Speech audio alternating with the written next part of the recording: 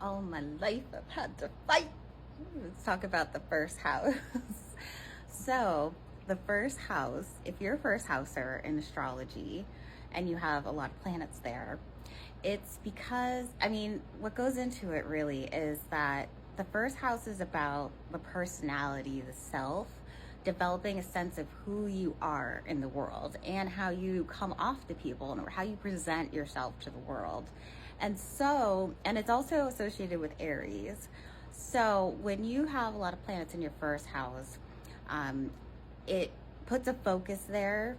And when you have a focus there, it's almost like the world wants to tell you who you are. And that kind of goes for everybody. Like, don't let the world tell you who you are, because people do want to do that because it gives them more power. So when you're a first houser, your planets there will trigger certain people in certain ways, because the way you present yourself in synastry connects with them in different ways. So you have to really find who you are, your past personality, develop what makes you you and what is inherent to you, and like the truth of you, so that you can present yourself in the world the way that you choose, which doesn't mean that you have to present yourself exactly as you see yourself, but you have the control over it. And with the first house being associated with Aries, it does give you that fire, because Aries is ruled by Mars. It gives you that fire and that initiative to show the world who you are as well. And so not only are you going to go through a lot of lessons that will push you to learn who you are and to shape how you present yourself in the world, and also the first house going to the second house of self and like your worth and your self-esteem. And so when you think of the first house, once you have like your values and your self-worth in the second house, then you can fully, like, that adds into who you are in the first house and how you present yourself and things like that.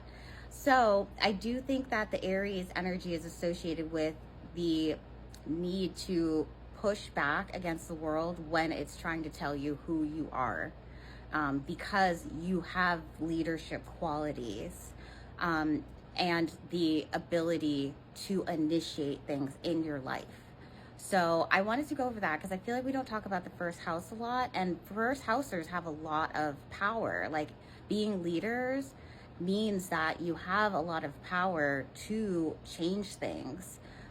So if you have first house placements, and because the chart all works together, I would assume that you do have a lot of other placements that show that you are supposed to be in leadership positions. So I just wanted to point that out because, we all have the first house. We all have different signs that rule our first house, but just having planets there alone puts more of a focus on the first house for you. So you will go through more first house, issues, more things that push you to learn who you are. So if you want to learn more about your chart, and I specialize in the asteroids, and let me tell you, if you have an empty first house, you could have a lot of asteroid activity going on in the first house, actually. So if you want to know more about your chart and all the hidden aspects of your chart as well, you can get a reading with me. Asteroids are my specialty. You can go link in the bio to my website. But yeah, thanks.